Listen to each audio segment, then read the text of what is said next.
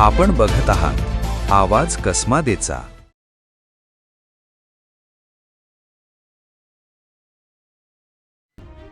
सटाणा शहरातील नवीन वसाहत परिसरात गेल्या काही दिवसांपासून मोकाट गाढवांचा प्रश्न गंभीर बनला होता। शहरात मोठ्या प्रमाणावर गाढवे फिरत असल्याने नागरिकांना विविध समस्यांचा सामना करावा लागत होता।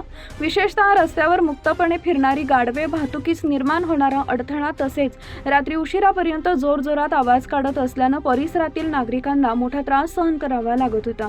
त्यामुळे नागरिकांकडून तीव्र नाराजी व्यक्त केली जात होती। या समस्येबाबतचा जनतेचा आवाज बनलेल्या आवाज कसमादेचा वृत्तवाहिनीनं सविस्तर वृत्त प्रकाशित करून प्रशासनाचे लक्ष वेधले होते। शहरातील नागरिकांनीही या समस्येवर तातडीने उपाययोजना करण्याची मागणी केली होती। मोकाट गाढवांमुळे लहान मुले, ज्येष्ठ नागरिक तसेच वाहन चालकांना त्रास सहन करावा लागत असल्याची बाब वृत्तातून समोर आली होती। वृत्त प्रसिद्ध झाल्यानंतर नगरपरिषद प्रशासनाने या प्रकरणाची गांभीर्याने दखल घेत तातडीने हालचाली सुरू केल्या। मुख्य अधिकारी ज्योती भगत यांच्या आदेशानुसार स्वच्छता विभागाला आवश्यक सूचना देण्यात आल्या।